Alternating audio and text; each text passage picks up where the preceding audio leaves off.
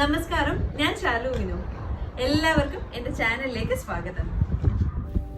നമ്മുടെ ഇന്നത്തെ റെസിപ്പി ഒരു ഫ്രഞ്ച് ടോസ്റ്റ് ആണ്. ഇത് കുട്ടികൾക്കൊക്കെ വളരെ ഇഷ്ടപ്പെടുന്ന ഒരു അടിപൊളി ബ്രേക്ക്ഫാസ്റ്റ് ആണ്. നമുക്ക് വലിയ ആൾക്കാർക്കും കഴിക്കാൻ നല്ല ടേസ്റ്റുള്ള ഒരു ഐറ്റം ആണ് കേട്ടോ ഇത്. നമ്മൾ ഫ്രഞ്ച് ടോസ്റ്റ് പല രീതിയിലും ചെയ്യാറുണ്ട്. ഞാനിതിവിടെ എനിക്ക് കുട്ടികൾക്കൊക്കെ ചെയ്ത് കൊടുക്കുന്ന രീതിയിലാണ് ഇന്ന് കാണിക്കാൻ പോകുന്നത്. ഇത് ഉറപ്പായിട്ടും എല്ലാവർക്കും ഇഷ്ടപ്പെടുന്ന വളരെ ടേസ്റ്റി ആയിട്ടുള്ള ഒരു റെസിപ്പിയാണ്. നമുക്ക് പെട്ടെന്ന് ഇത് ചെയ്തെടുക്കാനും പറ്റും. മാത്രമല്ല, നമുക്ക് പെട്ടെന്നൊരു ഫാൻസി ബ്രേക്ക്ഫാസ്റ്റ് ഫ്രണ്ട്സോ റിലേറ്റീവ്സോ ഒക്കെ വരുവാണെന്നുണ്ടെങ്കിൽ നമുക്ക് ഈ രീതിയിൽ ചെയ്തിട്ട് നമുക്കൊരു ഫാൻസി ബ്രേക്ക്ഫാസ്റ്റ് അവരുടെ മുന്നിൽ നമുക്ക് പ്രസൻറ്റ് ചെയ്യാനും പറ്റും. അപ്പോൾ നമുക്ക് നോക്കാം ഇതിന് എന്തൊക്കെ സാധനങ്ങളാണ് വേണ്ടതെന്ന്. ഞാനിപ്പോൾ ഇവിടെ ഒരു 3 ബ്രെഡ് എടുക്കുന്നുണ്ട്. ഞാൻ 3 ബ്രെഡിന് വേണ്ട സാധനങ്ങളാണ് പറയുന്നത്. ഒരു 1/2 കപ്പ് പാല് വേണം, 1/2 ടീസ്പൂൺ വാനില എസൻസ് വേണം, പിന്നെ നമുക്ക് ഒരു മുട്ട വേണം. 1-2 മുട്ടയാവട്ടോ, ഒരു മുട്ടയായാലും ഈ പാലിന് 1/2 കപ്പിന് കറക്റ്റ് ആയിരിക്കും. പിന്നെ ഗ്രീസ് ചെയ്യാൻ ബട്ടർ വേണം. ഇതിലേക്ക് ചേർക്കാൻ ഷുഗർ വേണം കേട്ടോ. ഞാനിതിൽ പൗഡേർഡ് ഷുഗറാണ് യൂസ് ചെയ്യുന്നത്. നിങ്ങൾ നോർമൽ ഷുഗർ എടുത്താലും മതി. പിന്നെ ഞാനിത് ഗാർണിഷ് ചെയ്യാനായിട്ട് ഈ പൗഡേർഡ് ഷുഗർ യൂസ് ചെയ്യുന്നുണ്ട്. സ്ട്രോബെറി എടുത്തിട്ടുണ്ട്. ഇതിൻ്റെ കൂടെ കഴിക്കാൻ മേപ്പിൾ സിറപ്പും എടുത്തിട്ടുണ്ട്. നിങ്ങൾക്ക് സ്ട്രോബെറിക്ക് പകരം കയ്യിൽ ഏത് ഫ്രൂട്ട് വേണമെങ്കിലും എടുക്കാം കേട്ടോ. കയ്യിലുള്ള ഏത് ഫ്രൂട്ടായാലും പ്രശ്നമില്ല. മേപ്പിൾ സിറപ്പ് കയ്യിലില്ലാന്നുണ്ടെങ്കിൽ ഒഴിച്ചില്ലെങ്കിലും പ്രശ്നമില്ല. ഇല്ലാന്നുണ്ടെങ്കിൽ നിങ്ങൾക്ക് തേൻ വേണമെങ്കിൽ, ഹണി ആണെങ്കിൽ അത് വേണമെങ്കിൽ യൂസ് ചെയ്യാം കേട്ടോ. പിന്നെ നമുക്ക് വേണ്ടത് ഒരു പിഞ്ച് ഉപ്പ് വേണം, ഒരു നുള്ളു മതി. പിന്നെ സിനമൺ പൗഡർ വേണം. ഇത് ഓപ്ഷണലാണ്. നമ്മുടെ പട്ട വറുത്ത് പൊടിച്ചതാണിത്. നമ്മുടെ കറുവാപ്പട്ടയിൽ അത് വറുത്ത് പൊടിച്ച പൊടിയാണ്. അതില്ലേലും പ്രശ്നമില്ല, പക്ഷേ നല്ലൊരു ഫ്ലേവർ കൊടുക്കും നമ്മുടെ ഈ ഫ്രഞ്ച് ടോസ്റ്റിന്. ഇപ്പം ഞാൻ ഈ ഒരു ബൗളിലാണ് നമ്മുടെ ബാറ്റർ റെഡിയാക്കാൻ പോകുന്നത്. അപ്പോൾ ആദ്യം തന്നെ നമ്മൾ നോക്കേണ്ടത് നമ്മളുടെ ഈ ബ്രെഡ് ഇതിൽ മുക്കാൻ പറ്റുമോ നോക്കണം. അതിനനുസരിച്ച് വലിപ്പമുള്ളൊരു പാത്രം വേണം എടുക്കാനായിട്ട്. ഇപ്പം ഞാൻ ഇതിന് വേണ്ടിയിട്ട് ആദ്യം ഇതിലേക്ക് 1/2 കപ്പ് പാലൊഴിച്ച് കൊടുക്കണ്ടേ. ഇനി നമുക്കിതിലേക്ക് നമ്മൾ എടുത്തു വെച്ചിരിക്കുന്ന ഒരു മുട്ട ചേർക്കാം. ഈ മുട്ട ഞാൻ നല്ലതുപോലെ ഇതിൽ ബീറ്റ് ചെയ്യുന്നുണ്ട്. ഇപ്പം നിങ്ങൾക്ക് ഒരു മുട്ട എന്നുള്ളത് 2 മുട്ട വേണമെങ്കിൽ ഇതിലിടാം. അപ്പോൾ ഒരു മുട്ടയായാലും കറക്റ്റ് ആയിരിക്കും. ഇപ്പം നിങ്ങൾക്ക് ഒന്നിലും ഒരു ഫോർക്ക് വെച്ചിട്ടോ ഒരു വിസ്ക് വെച്ചിട്ടോ ഇത് ബീറ്റ് ചെയ്യാം. ഞാനിപ്പോൾ ഇവിടെ ഒരു വിസ്ക് വെച്ചിട്ടാണ് ബീറ്റ് ചെയ്യുന്നത്. അല്ലെങ്കിൽ നോർമൽ സ്പൂൺ ആയാലും മതി. പക്ഷേ വിസ്കോ അല്ലെങ്കിൽ നമ്മുടെ ഫോർക്കോ വെച്ചിട്ടാണെങ്കിൽ കുറച്ചുകൂടെ നല്ലപോലെ ഇത് മിക്സായിട്ട് കിട്ടും. അപ്പം ഞാനിതൊന്ന് മിക്സ് ചെയ്തിട്ടുണ്ട്. ഇനി നമുക്കിതിലേക്ക് കുറച്ച് വാനില എക്സ്ട്രാക്ട് ചേർക്കാം. ഞാനിപ്പോൾ ഇവിടെ ഒരു 1/2 ടീസ്പൂൺ വാനില എക്സ്ട്രാക്ട് ചേർക്കുന്നുണ്ട്. ഇതില്ലെങ്കിലും കുഴപ്പമൊന്നുമില്ല, നമ്മൾ നോർമലി ഫ്രഞ്ച് ടോസ്റ്റ് ചെയ്യാം. പക്ഷേ വാനില എസൻസ് ചേർത്താൽ നല്ലൊരു ടേസ്റ്റ് ആയിരിക്കും കേട്ടോ ഇതിന്. ഞാനിപ്പോൾ ഇതിലേക്ക് ഒരു 2.5 ടീസ്പൂൺ ഷുഗർ ചേർക്കുന്നുണ്ട്. ഷുഗറൊക്കെ നിങ്ങളുടെ ടേസ്റ്റിനനുസരിച്ച് ചേർക്കാം. ഞാനിത് നമ്മൾ സാധാരണ പഞ്ചസാര മിക്സിയിലിട്ട് പൊടിച്ചതാണ്, പൗഡേർഡ് ഷുഗർ. ഇതെന്തായാലും നമുക്ക് കുറച്ച് ഡെക്കറേഷന് വേണ്ടിയിട്ട് യൂസ് ചെയ്യാൻ എടുക്കുന്നുണ്ട്. അപ്പോൾ ഞാൻ ആ ഷുഗർ തന്നെയാണ് ഇപ്പോൾ ഇതിൽ ആഡ് ചെയ്യുന്നത്. നിങ്ങൾ നോർമൽ ഷുഗർ ആഡ് ചെയ്താലും മതി കേട്ടോ. ഇനി നമുക്കിതിലേക്ക് ഒരു പിഞ്ച് ഉപ്പും കൂടി ഇട്ടിട്ട് ബീറ്റ് ചെയ്യണം. ഇപ്പം ഞാനിവിടെ നമ്മുടെ സിനമൺ പൗഡർ കുറച്ച് ചേർക്കുന്നുണ്ട്. ഇത് ഓപ്ഷണലാണ്, ഇതിട്ടില്ലെങ്കിലും കുഴപ്പമില്ല. അപ്പോൾ ഞാൻ ഒരു പിഞ്ച് സിനമൺ പൗഡർ ഇട്ടിട്ട് ഇതെല്ലാം കൂടി ഇനി നല്ലതുപോലെ ഒന്ന് ബീറ്റ് ചെയ്തെടുക്കുകയാണേ.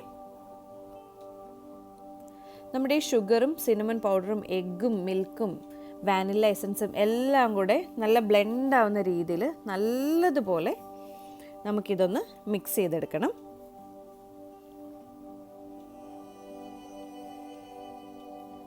ഇപ്പോൾ നമ്മുടെ ബാറ്റർ റെഡി ആയിട്ടുണ്ട്.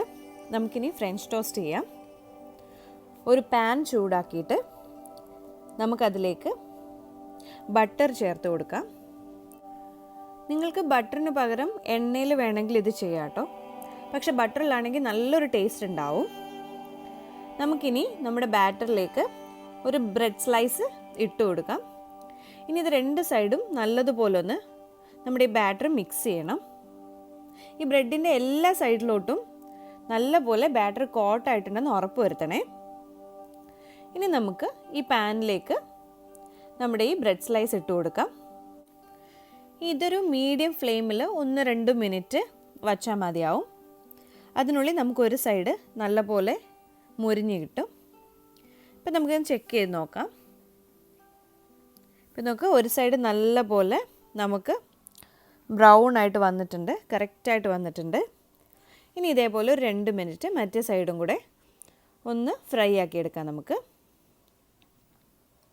ഇപ്പോൾ 2 സൈഡും നല്ലതുപോലെ നല്ല ടോസ്റ്റായിട്ട് വന്നിട്ടുണ്ട്. നമ്മുടെ ഫ്രഞ്ച് ടോസ്റ്റ് റെഡി ആയി കഴിഞ്ഞു. നമുക്കിനി ബാക്കിയിരിക്കുന്ന 2 ബ്രെഡ് സ്ലൈസും ഇതേപോലെ തന്നെ നമുക്ക് ചെയ്തെടുക്കാം. 2 സൈഡിലും ഇത് നല്ലപോലെ കോട്ടാവുന്നുണ്ടെന്ന് ഉറപ്പ് വരുത്തിയിട്ട് വേണം നമുക്കിത് പാനിലേക്ക് ഇട്ട് കൊടുക്കാൻ.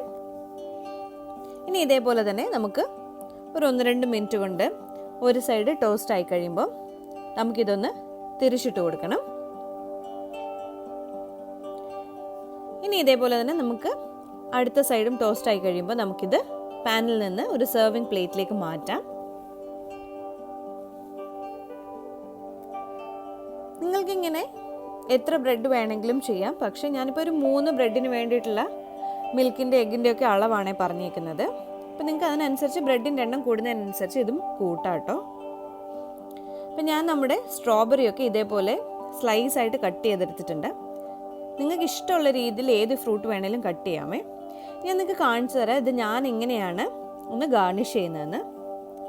ഞാനിത് ആദ്യം ഇതേപോലെ ഒരു ട്രയാങ്കിൾ ഷേപ്പ് കിട്ടാൻ വേണ്ടിയിട്ട് നടുക്കൂടെ ഒരു നൈഫ് വെച്ച് കട്ട് ചെയ്യുന്നുണ്ട്.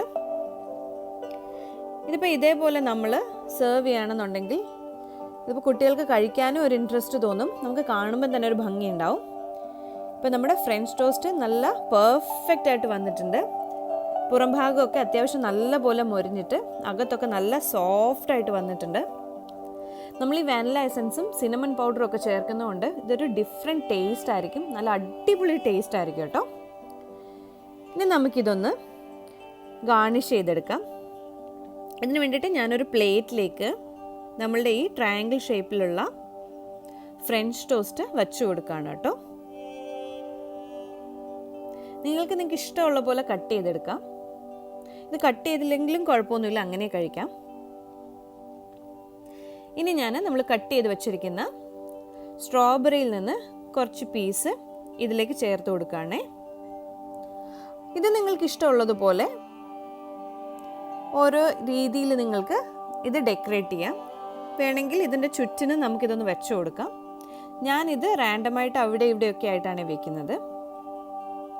ഇനി നമ്മൾ പൊടിച്ച് വെച്ചിരിക്കുന്ന പഞ്ചസാരയിൽ നിന്ന് കുറച്ച് ഇതിലേക്ക് ഇതേപോലെ ഒന്ന് തൂവി വിടാം. നമുക്ക് ഈ ഫ്രഞ്ച് ടോസ്റ്റിൽ ഈ പഞ്ചസാരയുടെയും കൂടി ഒരു ടേസ്റ്റ് വരുമ്പോൾ നല്ല ഒരു രസമായിരിക്കും ഇത് കഴിക്കാൻ. ഇനി നമുക്കൊരു ചെറിയ പീസ് ബട്ടറും കൂടെ ഇതിൻ്റെ മേലെ നമുക്ക് വെച്ച് കൊടുക്കാം. ഇനി ലാസ്റ്റായിട്ട് നമ്മുടെ മേപ്പിൾ സിറപ്പ് എടുത്ത് വെച്ചിട്ടുണ്ട്, അതുകൂടെ നമുക്കൊന്ന് ഇതിലേക്ക് ഒഴിച്ചു കൊടുക്കാം. മേപ്പിൾ സിറപ്പ് കൂടെ ഉണ്ടെങ്കിലാണ് ഫ്രഞ്ച് ടോസ്റ്റ് കംപ്ലീറ്റ് ആവുന്നത്.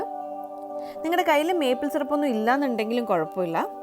ഞാൻ പറഞ്ഞ പോലെ ഒന്നിൽ ഷുഗർ നിങ്ങൾക്ക് ആഡ് ചെയ്യാം, ഹണി ആഡ് ചെയ്യാം, അല്ലെങ്കിൽ കുറച്ച് വെള്ളം ഒന്ന് ചൂടാക്കി അതിലൊരിത്തിരി ഷുഗർ മിക്സ് ചെയ്ത് നമ്മൾ സോസ് പാനിലൊന്ന് ചെറുതായിട്ട് കുറുക്കിയെടുത്താലും മതിയാവും. ഇനി നമുക്ക് ഒരു ചെറിയ പീസ് ബട്ടറും നമ്മുടെ ഫ്രഞ്ച് ടോസ്റ്റും ഒരു സ്ട്രോബെറിയും കൂടെ എടുത്ത് കഴിക്കാം. ഈ ഒരു ബൈറ്റ് കഴിച്ചാൽ തന്നെ നമുക്ക് നമ്മളുടെ അന്നത്തെ ദിവസം പെർഫെക്റ്റ് ആയതുപോലെ തോന്നും. അത്ര ടേസ്റ്റി ആയിട്ടുള്ളൊരു ഫ്രഞ്ച് ടോസ്റ്റ് ആണ് കേട്ടോ ഇത്. നിങ്ങളെല്ലാവരും ഇതെന്തായാലും ഒന്ന് ട്രൈ ചെയ്ത് നോക്കണം. നിങ്ങൾ കണ്ടില്ല, വളരെ കുറച്ച് ഇൻഗ്രീഡിയൻസ് കൊണ്ട് നമുക്ക് അടിപൊളിയായിട്ട് ഒരു ബ്രേക്ക്ഫാസ്റ്റ് റെഡിയാക്കി എടുക്കാൻ പറ്റും. അപ്പോൾ ഇതെന്തായാലും ട്രൈ ചെയ്തിട്ട് ഇഷ്ടമായാലും എൻ്റെ ചാനലൊന്ന് സബ്സ്ക്രൈബ് ചെയ്ത് ലൈക്ക് ചെയ്ത് എല്ലാവർക്കും ഒന്ന് ഷെയർ ചെയ്യണേ. പിന്നെ നിങ്ങളിത് ഉണ്ടാക്കി നോക്കിയിട്ട് എങ്ങനെ ഉണ്ടായിരുന്നു എന്ന് കമൻസായിട്ട് എൻ്റെ കമൻറ്റ് ബോക്സിൽ ഒന്ന് ഇടണേ.